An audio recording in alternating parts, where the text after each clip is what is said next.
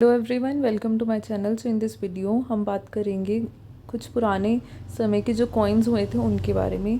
जो कॉइन्स होते हैं ना, वो हमें काफ़ी ज़्यादा हिस्ट्री के बारे में और एंशिएंट इंडिया के बारे में बता सकते हैं। एंशिएंट इंडिया की हिस्ट्री के बारे में हमें काफ़ी ज़्यादा पता लगता है उस समय के कॉइन्स से।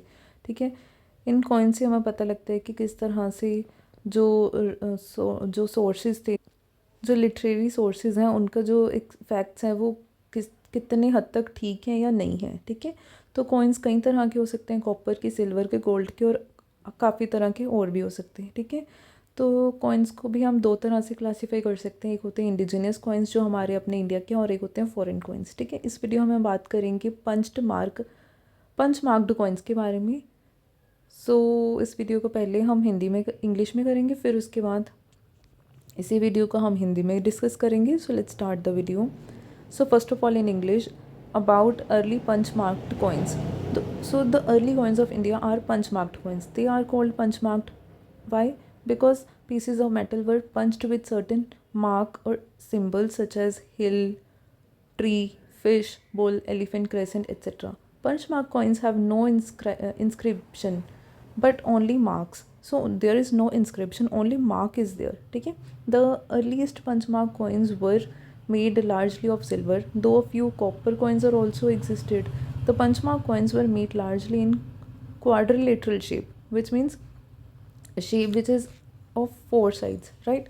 The punch mark coins that is the coins made of metal appear first in 6th century BC. These coins were in circulation for around 4 centuries, from 6th century to 2nd century BC. That is from the period of Mahajanpads to Shunga period. The punch marked coins issued first by guilds of merchants, later by many states. So this was a brief information about early punch marked coins. So let's अब इस video को हम हिंदी में discuss करते हैं। जो earlier पंच marked coins थी, उन्हें पंच मार्क कॉइन्स क्यों कहा जाता है? क्योंकि जो पीस ऑफ मेटल लेके उन पे कोई ना कोई सिंबल, ठीक है, या फिर कोई मार्क पंच किया जाता था। ठीक है, सिंबल किस तरह का हो सकता है या मार्क किस तरह का हो सकता है? किसी हिल, मतलब कोई पहाड़ी छाप दी, या फिर कोई पेड़ बना दिया, फिश बना दी, बुल बना दिया, एलिफेंट बना दिया, या फिर क्रेसेंट मतलब आधा चांद, क्रेसेंट मून होता है ना, तो उस शेप का मून बना दिया। ठीक है, तो इस तरह से पंच किया जाता था।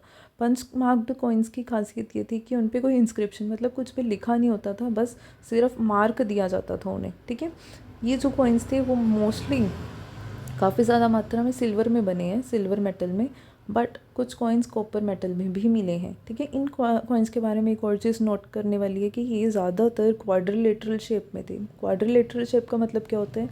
ऐसी शेप जिसकी 4 भुजाएं होती हैं। ठीक है, फिर पंच मार्क्ड कॉइन्स के बारे में एक और चीज़ नोट कीजिए कि पंच मार्क्ड जो कॉइन्स थी वो सबसे पहले 6th सेंचुरी BC में फाउंड हुए थे। ठीक है, और इन कॉइन्स के बारे में एक और चीज़ ये भी नोट कीजिए कि ये 4 सेंचुरीज तक रहे, मतलब 6th सेंचुरी BC से लेके 2nd सेंचुरी BC तक ये रहे हैं। मीन 6th सेंचुरी BC से 2nd सेंचुरी BC का मतलब क्या है कि महाजनपद पीरियड से लेके ये शुंग पीरियड तक, ठीक है, शुंग डायनेस्टी तक के टाइम पीरियड तक ये काफ़ी सर्कुलेशन में रहे हैं।